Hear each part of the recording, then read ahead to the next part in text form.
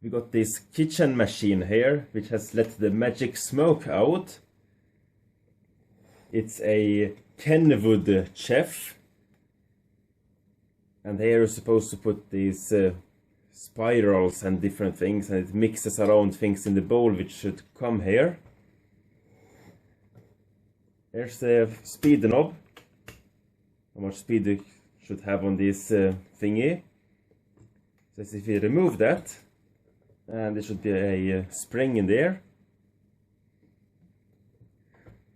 So yes, let's open it up and see what the fault is.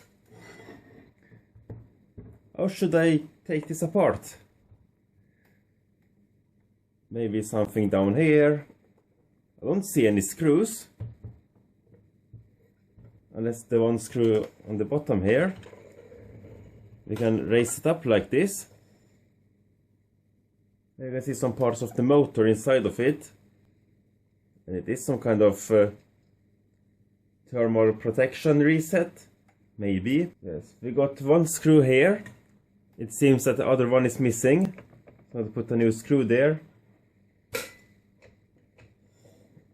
We got some kind of hinge on the back. So yes, let's see if we can open this up somehow. We've got this huge spring there. It's hard to see, but there's a spring in there.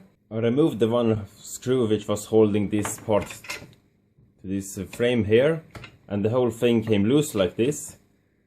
And I removed the little plastic protection here on the incoming wire. And there's one of these connection blocks. So if we unscrew this, hopefully we will get the plastic part away from here. Wires are disconnected. Let's see if we can disconnect this plastic. We should pull this part in again. Oh, sorry. So yes, now the plastic part is disconnected. And now we can see the components in here. And here you can see the internals of it. We got the triac here, some resistor, and some capacitors here, forming a dimmer. But where is the potentiometer? It's very strange. When we rotate this, the whole plate comes up and down. You can see that. The whole unit here. If you remove this plastic part here a little bit, so you can see this is the potentiometer. We got it in the middle here. Some piece of carbon maybe. And this looks like these Refa capacitors, which has a tendency to explode. And this one has exploded. So I wonder if it's from here the magic smoke has came out. This one is 0.15 microfarads. And this one I have no clue because it has blown the top off. So I will change both of them. And this looks like some kind of thermal cutout. It's a bimetallic cutout. If it gets too warm, it jumps out. This is something new.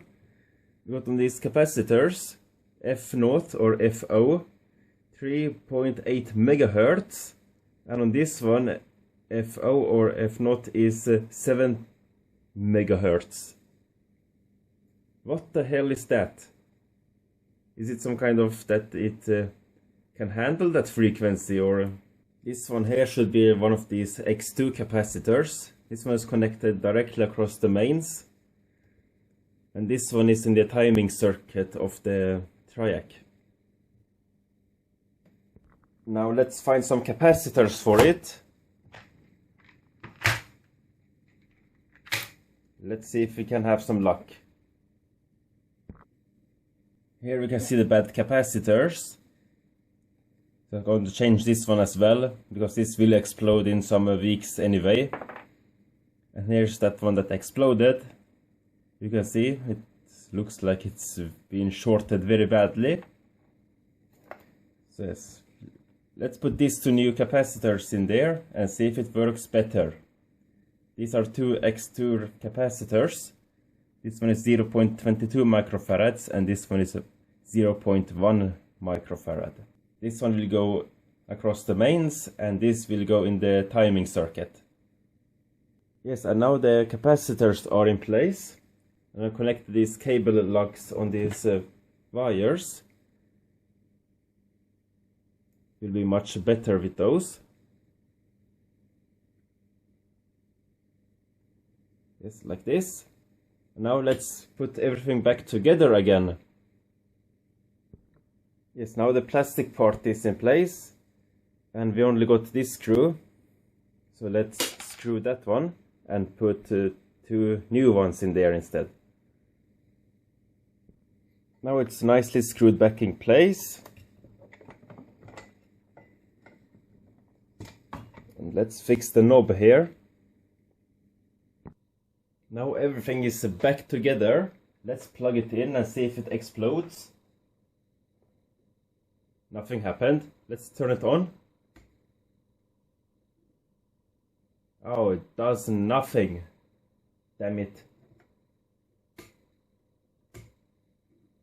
Need to open it up again.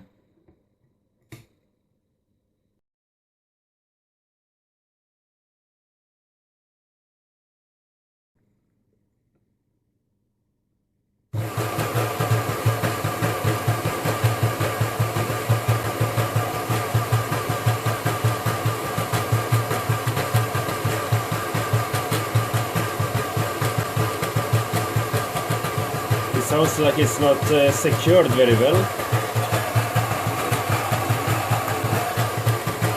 The whole knob is moving around.